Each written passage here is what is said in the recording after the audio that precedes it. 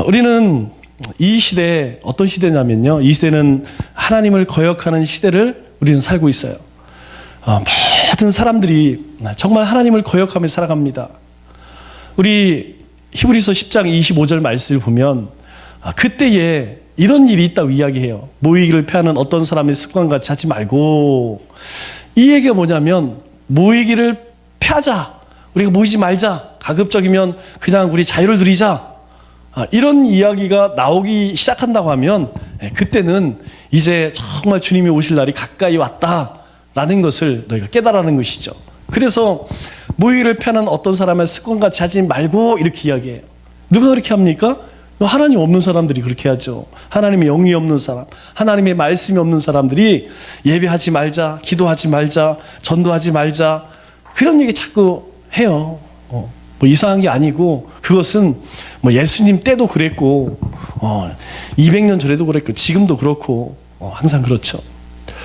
초대교회와 지금 성도들의 큰 차이 중에 하나가 무엇이냐면, 초대교회 성도들은 항상 종말론적 신앙관을 가졌어요.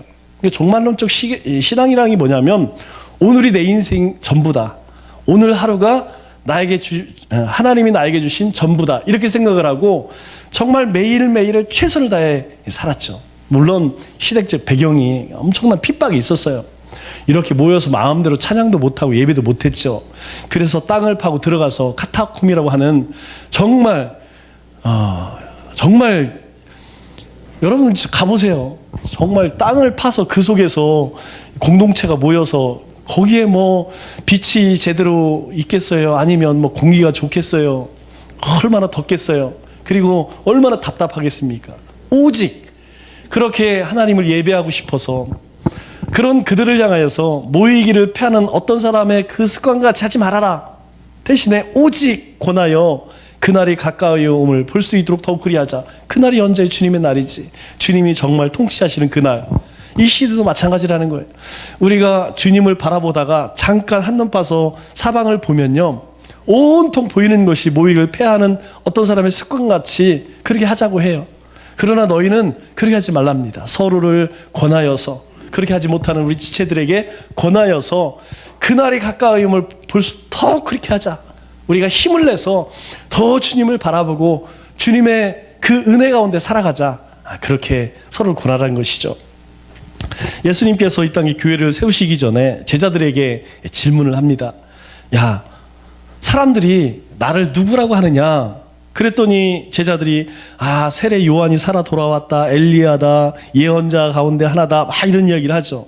그런데 제자들 가운데 그 예수님이 이 말은 사람들이 늘 예수님을 보고 예수님 하신 말씀을 듣고 기적들을 경험했지만 예수님이 누군지 몰랐다는 것이죠. 참 아이러니하죠? 늘 예수님 말씀을 들었어요. 그리고 막 사람을 살리고 귀신을 내쫓는 수많은 기적들. 아마 지금 그런 일을 하면 교회가 몇 터질 것 같아요. 그렇게 많은 사람들이 예수님의 그 하나님 되심을 보았음에도 불구하고 예수님이 하나님을 몰라요. 그래서 예수님이 다시 제자들에게 묻죠. 야, 그러면 너희들은 나를 누구라고 생각하느냐?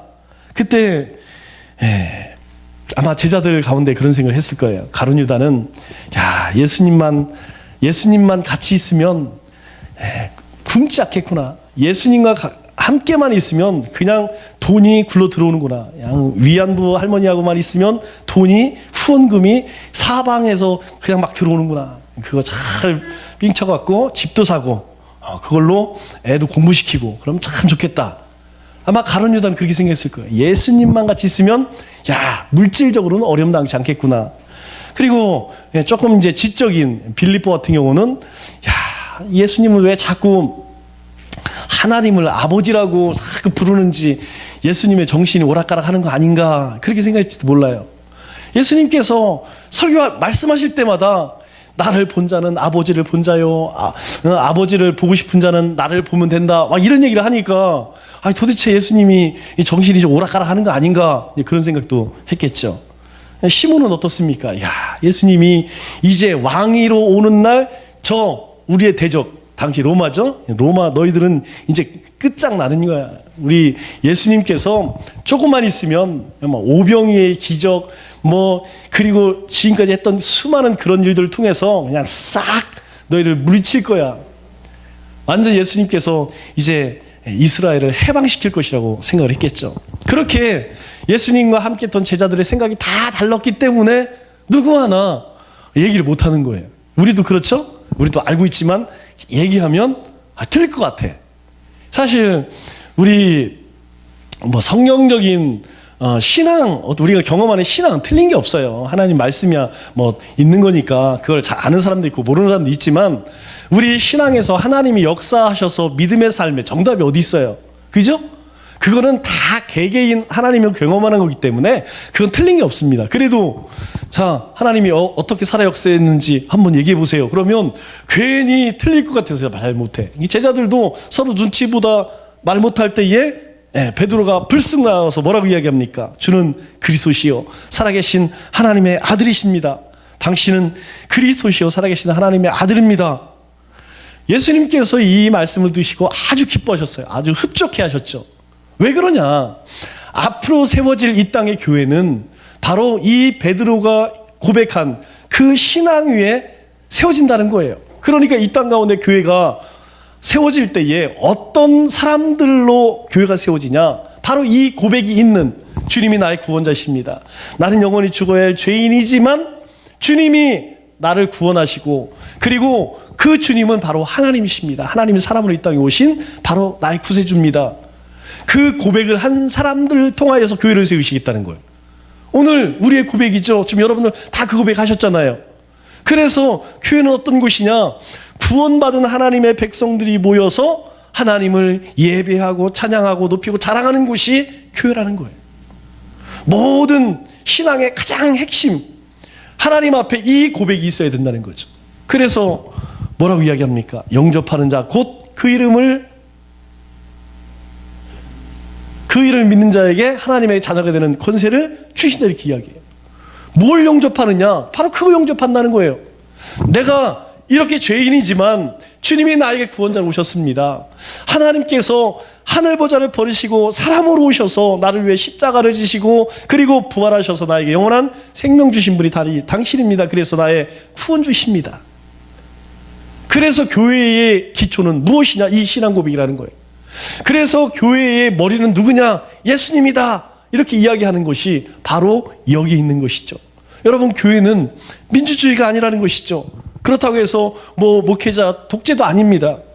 교회는 항상 예수님께서 우리에게 가르쳐 주신 그것으로 다스려지고 그것으로 유지돼야 돼요. 그래서 교회가 존재하는 이유는 세 가지입니다. 진리를 수호하고 진리를 가르치고 진리를 전파하는 것. 이게 가장 중요한 거예요. 교회가 존재하는 이유는 무엇이냐? 이 세 가지라는 거예요. 우리의 성도가 존재하는 이유도 마찬가지입니다.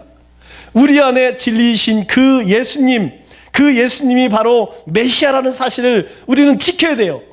아무리 세상이 아니다, 그리고 우리를 핍박한다 할지라도 여러분, 이것은 목숨을 걸고 지켜야 됩니다. 그리고 우리의 자녀들에게 가르쳐야 돼요.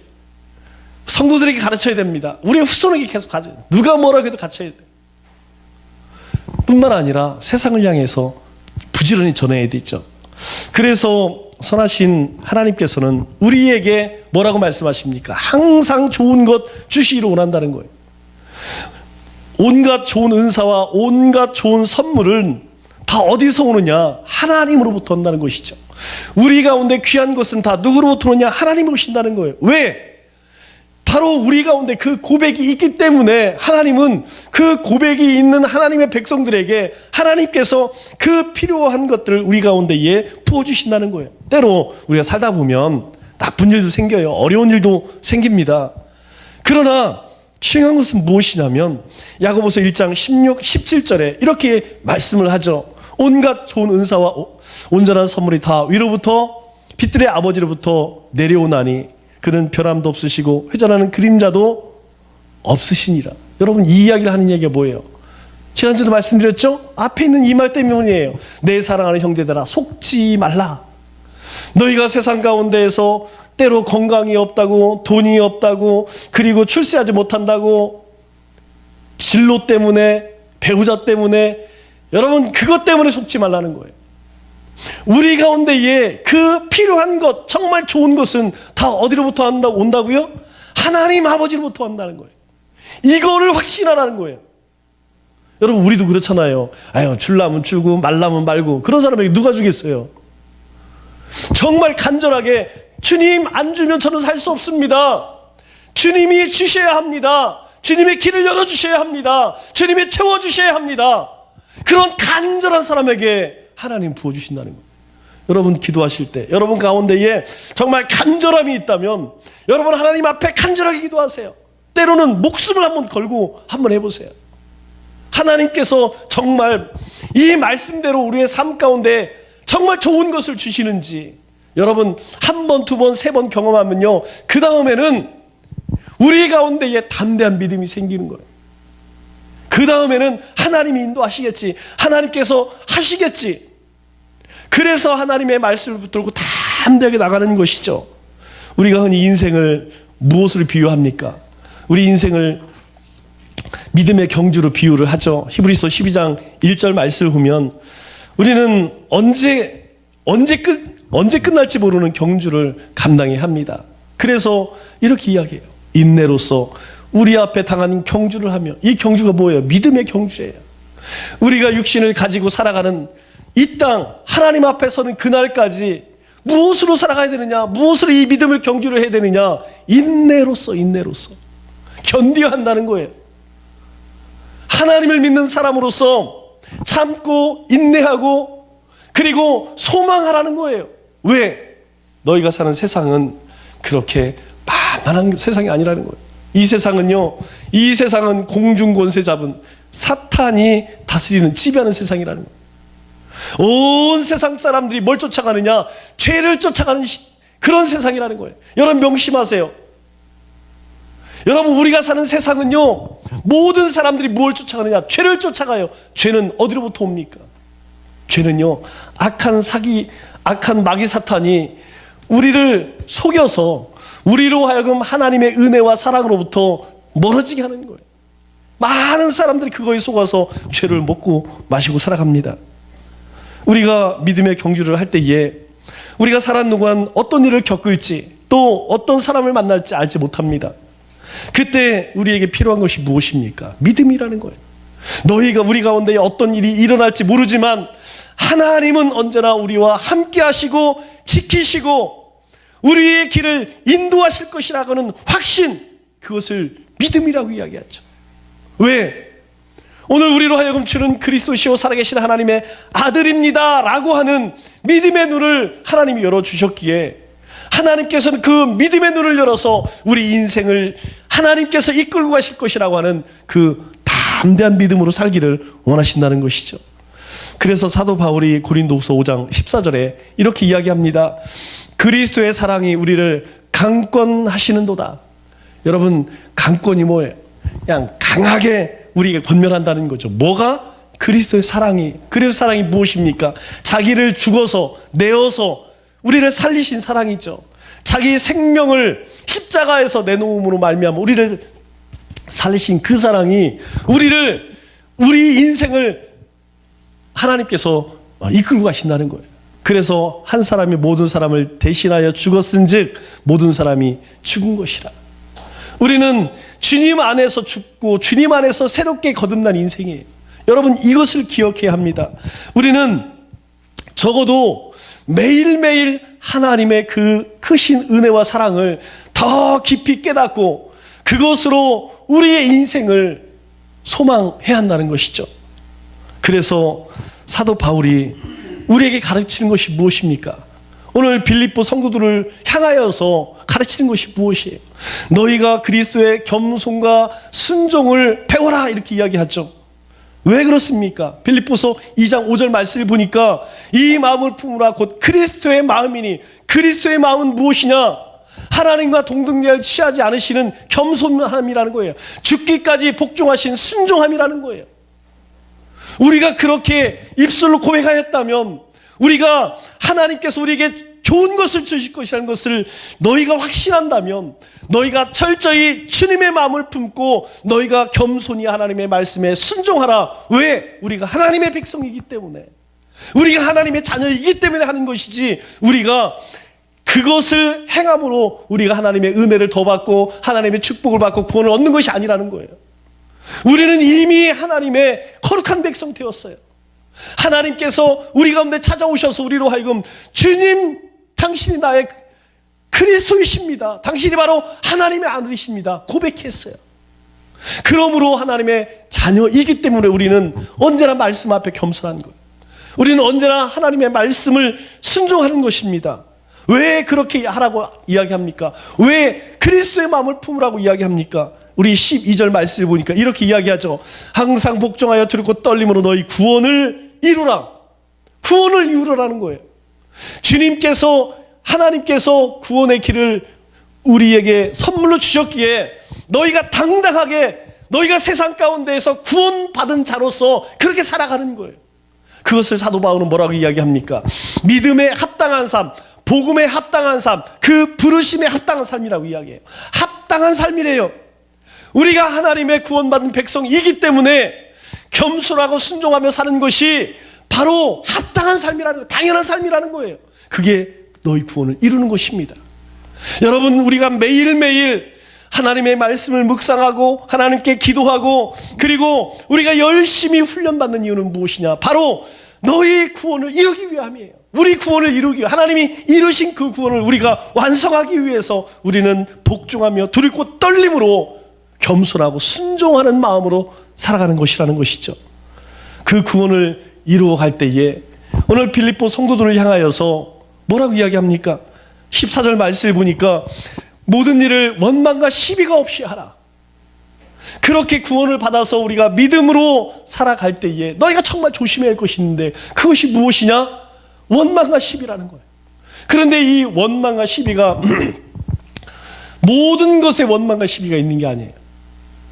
어떤 부분은 원망과 시비가 있지만 어떤 부분은 그렇지 않아요. 그런데 너희는 그렇게 하지 말라는 것이죠. 왜 그렇습니까?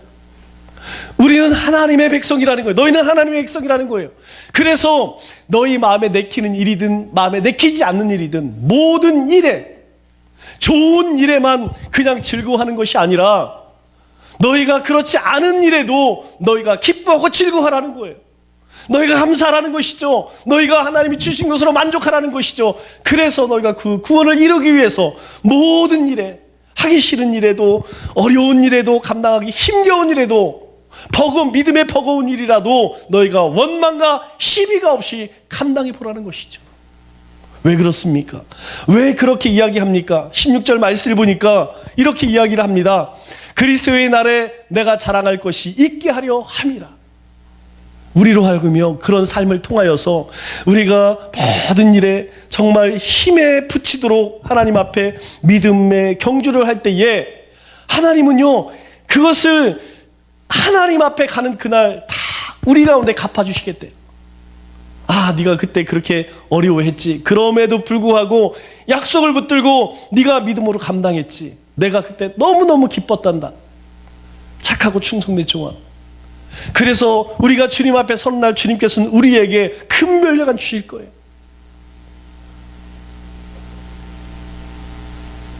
그리스도의 날에, 주님의 날에, 주님 앞에 서는 그 날에 우리로 하여금 자랑할 것이, 주님, 제가 세상에 있을 때 그랬어요. 제가요 정말 열심히 반주했어요. 제가 열심히 찬양했어요. 저에게 주신 직분 정말 목숨을 다해서 제가 감당했어요. 제가 사람들로부터 그렇게 멸시를 당하고 조롱을 당했지만 제 힘을 다해서 복음 전하고 그렇게 하나님의 사랑 전하려고 노력했어요. 주님께서요, 우리로 하여금 주님 앞에 서는 그날, 그리스도의 날에 그 하나님 앞에 자랑할 것이 있게 하려 함이라는 거예요. 세상 사람들 자랑이 뭡니까? 세상 사람들 자랑 뭐긴 뭐예요? 돈, 명예, 권세지. 얼마나 스펙이 좋냐, 학벌이지. 얼마나 잘 나가느냐. 여러분, 우리는 그런 것 때문에 실망할 필요 없습니다. 그런 것 때문에 낙담할 필요 없어요. 그것들은 죽는 순간 다 없어지는 거예요. 정말 저도 사람들을 대하면서 속상할 때가 그럴 때 막 비교를 합니다. 막 가장 묻는 게 교회가 몇 명이에요. 저는 기본이 300명부터 출발해요. 300명인데 3,000명 될 거고, 뭐 교회 건물은 어때요? 몇 명이나 모여요? 왜 세상 사람들은 항상 무엇으로 평가합니까? 크기로 평가해요. 그러나 그것은요, 하나님 관심거리가 아니라니까요. 하나님의 관심은 무엇이냐? 너희가 주 안에서 복음을 붙들고 하나님의 자녀로 빚된 자녀의 삶을 살았느냐? 다시 시작해서 하나님의 자녀다운 복음의 그 부르심에 합당한 삶을 살았느냐? 그것이 그리스도인의 가장 가치 있는 일이라고 우리에게 말씀하고 있어요. 그래서 우리가 고민할 건 그거예요.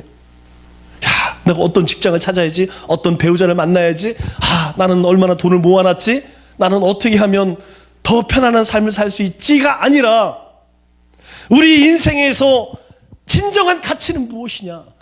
나는 지금 어디에 가치를 두고 있느냐? 나는 복음의 진리의 예수 그리스도에게 가치를 두고 있느냐? 아니면 저 세상 사람들처럼 그것에 관심을 두고 있느냐? 우리는 날마다 그것을 점검해 봐야 돼요. 그래서 사도 바울은 그 믿음의 삶이 오늘 말씀을 보니까 뭐라고 이야기합니까? 너희도 기뻐하고 나와 함께 기뻐하라. 왜요? 세상 사람들은 이후에 다 썩어 없어질 것들을 죽어라고 쫓아가지만 우리는 그렇지 않다는 것이죠. 우리는 그것 쫓아가지 않고 영원한 것을 쫓아간다는 거예요. 하나님이 기뻐하시는 것을 쫓아간다는 거예요. 잘하고 있다는 것입니다. 그래서 사도 바울은 자기 자신의 자랑이 되는 삶에 대해서 17절 뭐라고 이야기합니까? 내가 하나님 앞에 나는 칭찬받을 게 하나 있어. 그것에 대해서 이렇게 고백해요. 만일 너희 믿음의 재물과 섬김 위에 내가 나를 전제로 드릴지라도 나는 기뻐하고 너희 무리와 함께 기뻐하리니. 여러분, 이 말씀의 의미가 무엇이냐면, 전제라고 하는 이 말씀을 기억해야 돼요. 이 전제는 우리가 제사의 한 종류인데, 모든 재물 위에 마지막으로 붓는 것이 있어요. 그것이 무엇이냐면 포도주와 감람류입니다. 여러분, 재물을 그냥 태우면 여러분 얼마나 냄새가 나겠어요. 그래서 그 위에 향유를 붓고 감람류를 부어서 그것을 하나님 앞에 드릴 때에 아주 향기로운 그런 향이 나서 하나님께 올려드리게 하는 거예요. 그래서 모든 재물을 다 각을 떠서 준비를 마치고 마지막에 붓는 것을 전제라고 이야기합니다. 그러니까 사도 바울이 이렇게 이야기하는 거예요. 모든 사람이 자기가 드러나기를 원치 않아요? 여러분, 우리도 내가 조금이라도 뭐 한 거 있으면 좀 알아줬으면 좋겠잖아요. 그런데 사도 바울은 그렇게 이야기하지 않아요.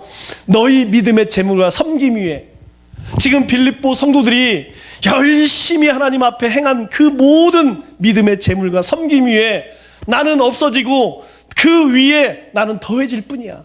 나는 그 위에 그냥 전제로 드려질 뿐이야. 그냥 거기에 아무 빛도 없이 이름도 없이 그냥 얹혀가는 존재야. 그럴지라도 뭐라고요? 나는 기뻐하고, 내가 행한 것 아무도 알아주고 사람들이 인정해주지 않는다 할지라도 나는 기뻐하고 너희와 함께 기뻐하리라. 왜? 바로 너희가 믿음의 재물과 섬김의 삶을 살았기 때문에. 이것이 사도 바울의 신앙 고백이라는 거예요. 사도 바울이 그 고난 가운데서 핍박 가운데 기뻐할 수 있었던 것은 무엇이냐면, 그의 헌신을 통하여서 수많은 교회들이 생겨났고 이 복음이 수많은 곳으로 전파되어졌기 때문에 자신은 드러나지 않아도 괜찮다는 거예요. 오직 복음만 드러나면, 오직 그리스도만 나타나면 나는 천재로 드릴지라도, 나는 아무도 알아주지 않을지라도 나는 기뻐하고 너희와 함께 기뻐하리라. 18절 이와 같이 너희도 기뻐하고 나와 함께 기뻐하라. 내가 이렇게 기뻐하는 것처럼 너희도 그랬으면 좋겠다. 요만한 거 하고서 그거 알아주지 않아서 시험에 들고 내 이름 드러나지 않는다고 해서 낙심하지 말고, 하나님은 너희가 행하는 그 하나하나를 하나님 다 보신다는 거예요. 나는 특별히 우리 남청주교회 성도들이 그랬으면 좋겠어요. 우리가 복음학기를 통하여서 한 명도 오지 않는다 할지라도 우리가 일평생 하나님 앞에 복음을 전하는 증인으로 살았으면 좋겠어요. 여러분, 전도가 사람 모으는 도구인가요? 이제까지 우리가 그렇게 해왔어요. 그런데 그것을 하나님이 기뻐하실까요? 아니에요. 그 부담감 때문에 전도라고 하면 진저리가 쳐요. 그런데 주님께서는 우리에게 마지막 남기신 말이 무엇이냐면, 너희가 이 사명을 감당했으면 좋겠다. 너희가 세상에 가서 너희가 모든 민족을 제자로 삼아 아버지, 아들과 성령의 이름으로 세례를 베풀고 내가 너희에게 분부한 모든 것을 가르쳐 지키면 좋겠다. 왜 그렇게 우리에게 말씀하실까요? 그것이 우리의 기쁨이라는 거예요. 그것이 그리스도의 기쁨이라는 거예요. 그런데 어느 순간부터 그것이 우리의 기쁨이 되어 있지 않았어요. 여러 가지가 있겠죠. 우리 마음 가운데에 헛된 것이 있어서 그렇기도 하겠지만, 이 전도라고 하는 것에 대한 두려움이 우리 가운데 있기 때문이에요. 그 이면에는 우리가 하나님에 대해서, 복음의 가치에 대해서 나는 어디에 가치를 두고 사고 있느냐, 우리 자신을 한번 돌아볼 필요가 있다는 것이죠. 여러분, 섬김과 재물과 섬김은 스스로를 위해서 존재하지 않습니다. 오늘 17절 말씀에 사도 바울이 무엇이라고 이야기합니까? 이렇게 이야기하죠. 너희의 믿음의 재물과 섬김 위에 나는 그저 드려지는 전제로 드려진다 할지라도 나는 기뻐하고 너희와 함께 기뻐할 것이다. 이와 같이 너희도 기뻐했으면 좋겠다. 그들의 섬김과 그들의 재물 무엇입니까? 여러분, 재물과 섬김은요, 자기 자신을 위해서 존재하는 게 아닙니다. 재물과 섬김은 누군가를 위해 쓰여질 때 가치가 있는 거예요. 여러분, 소, 양 하나님 앞에 드려질 때에 그냥 내가 잡아오면 소고기, 돼지고기, 양고기예요. 그러나 그것이 하나님께 드려지면 거룩한 재물이 되는 것입니다. 즉, 거룩한 하나님의 자녀가 된 것으로 끝나는 것이 아니라 우리의 삶이 하나님께, 우리의 인생이 드려져야 한다는 거예요. 우리의 중심이, 우리의 삶이 하나님께 온전히 드려질 때에 그것이 온전한 믿음의 재물과 섬김이 될 수 있다는 것이죠. 그래서 사도 바울이 빌립보 성도들에게 너희도 기뻐하라. 나도 그것으로 기뻐하니까 너도 기뻐했으면 좋겠다. 너희 가운데 지금 많은 어려움들이 있지만, 여러분, 지금 우리 삶 가운데도 마찬가지 아니에요? 여러분, 우리의 마음속을 들여다보면 얼마나 복잡합니까? 여러분, 우리 마음이 얼마나 갈라져 있어요. 여러분, 우리 마음 가운데 얼마나 많은 상처가 있고 얼마나 많은 아픔이 있습니까? 하나님 아신다는 거예요. 그래서 너희가 주님으로, 복음으로 너희가 하나님 앞에 재물과 섬김이 되라는 거예요. 우리가 하나님 앞에 드려질 때 비로소 우리 가운데 이 연약함들이 치유되어지고 회복되어진다는 거예요.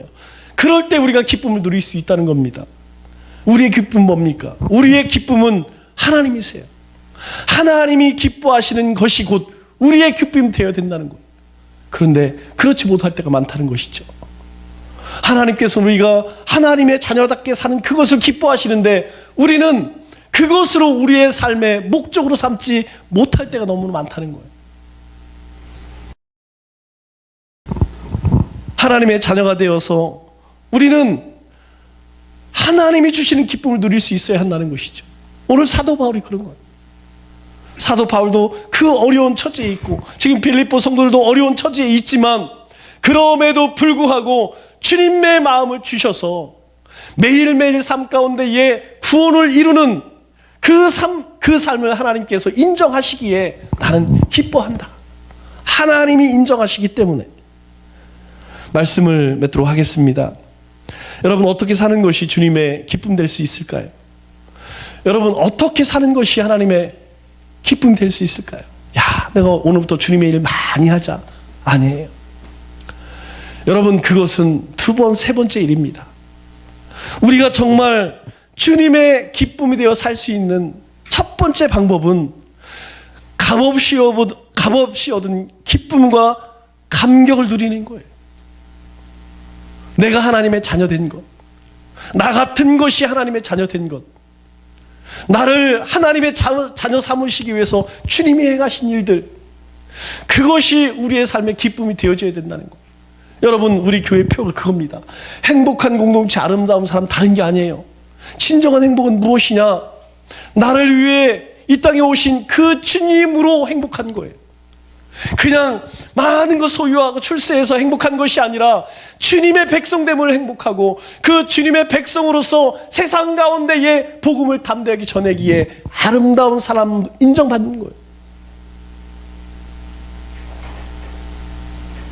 여러분, 우리가 살다 보면 원망할 때 있고 시비할 때가 있습니다. 그러나 모든 일에 원망과 시비가 없이 순종함으로 화평케 하는 자로 살기를 원하신다는 거예요.